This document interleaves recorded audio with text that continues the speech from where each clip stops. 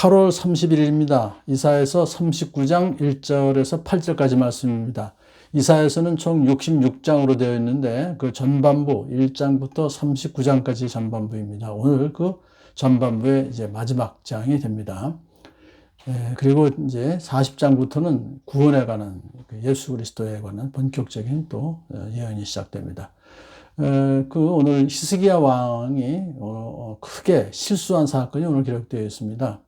사실 히스기야 왕은 유다 왕들 중에서 매우 신앙이 좋았던 사람이고 하나님의 은혜를 남달리 많이 받았던 사람입니다. 더군다나 그가 병들어 죽게 되었을 때 하나님께 기도했더니 하나님께서 그의 생명을 15년이나 연장시켜 주셨어요.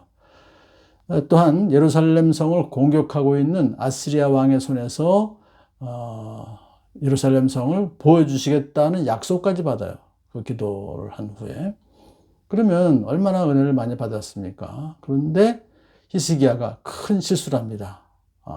어떤 사건인지 한번 오늘 보겠습니다. 그때라고 하는 것은 1절에 히스기야 왕이 병이 나았을 때 또한 아스리야 사내립과 모든 그런 적국의 손으로부터 유다 왕국을 구해내시고 나라를 지켜주실 그때입니다. 그때 역대하를 보게 되면 여러 나라 사람들이 예루살렘으로 예물을 가지고 와서 주님께 드리고 히스기야에게도 선물을 가지고 왔다. 아주 히스기야는 국가도 그렇고 본인도 그렇고 굉장히 많은 부요와 또 번영을 누리고 있었던 것입니다. 그런데 그 당시에 저 북쪽에 있는 나라 중에서 바벨론이라는 나라가 있었죠.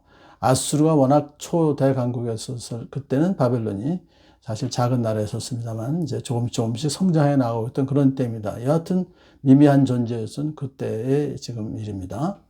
자, 그런데 이제 역대하에서 이렇게 말합니다. 히스기야가 교만하게 되어서 하나님께 받은 은혜에 감사하지 않으므로 하나님의 진노가 임하게 된다. 이미 벌써 그런 진노가 임하게 될 것을 미리 또한 말씀에 기록하고 있습니다. 자, 바벨론 왕이 이제 히스기야가 병들었다가 나았다는 소식을 들으니까 이것은 아주 국제적으로 큰 사건입니다. 그래서 아주 좋은 일이죠.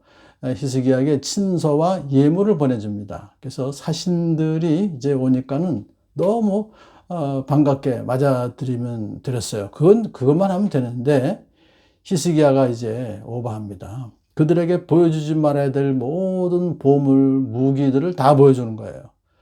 왜냐하면 자기가 이 정도로 이제 나라가 부강하다. 이걸 자랑하는 거죠.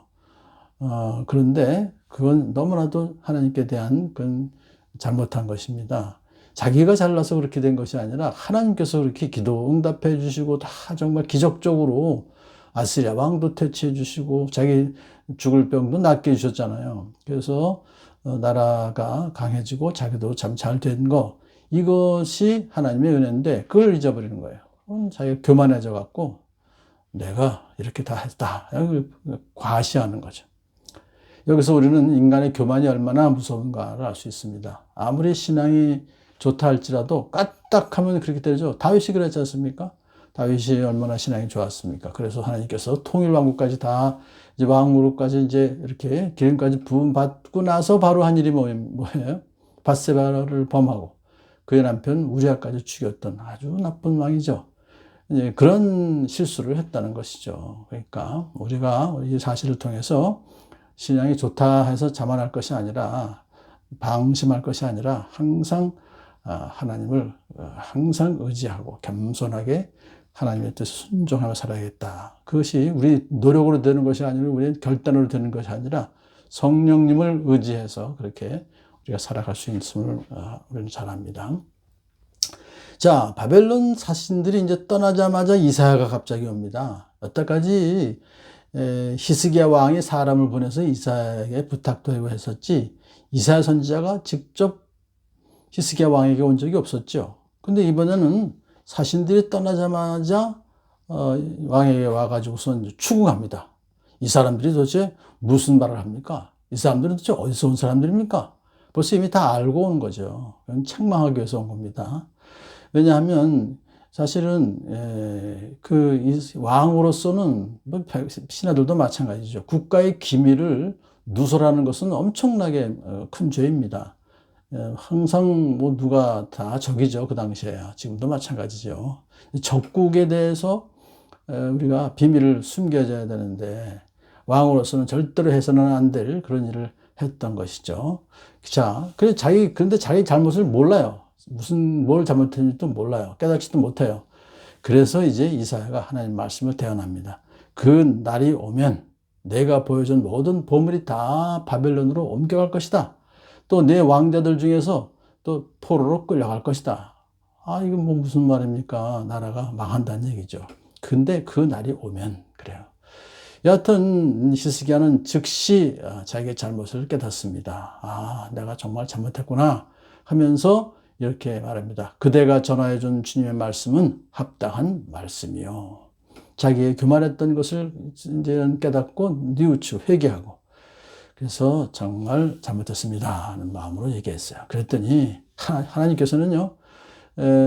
히스기야가 교만하였던 자신을 뉘우쳤으므로 히스기야가 살아있는 동안에는 벌을 내리지 않으셨다. 그렇게 말씀하세요. 그래서 이스라엘 백성들 전체에게 이러한 그 히스기야를 통해서 이제 참 또 죄를 지었지만 하나님께서는 그 회개하였으므로 용서해 주셨고 물론 그때 선포하였던 그 유다가 바벨론에게 망하는 것은 또 그 후에 이렇게 있게 되는 것입니다. 우리도 히스기야를 통해서 우리가 배울 수 있는 것은 우리도 쉽게 큰 은혜 받았으면서도 그걸 잊어버릴 수가 있구나. 교만하게 될 수 있는 것이 연약한 인간이구나. 그래서 우리가 항상 성령님을 의지해서 겸손하게 하나님께서 참 원하시는 삶을 살아가는 저희들 되게 도와주시옵소서. 또한 만일에 실수하게 되면 빨리 회개해서 다시 하나님의 너그러움 받게 하여 주시옵소서. 기도하며 살아가는 저와 여러분들에게 축복합니다.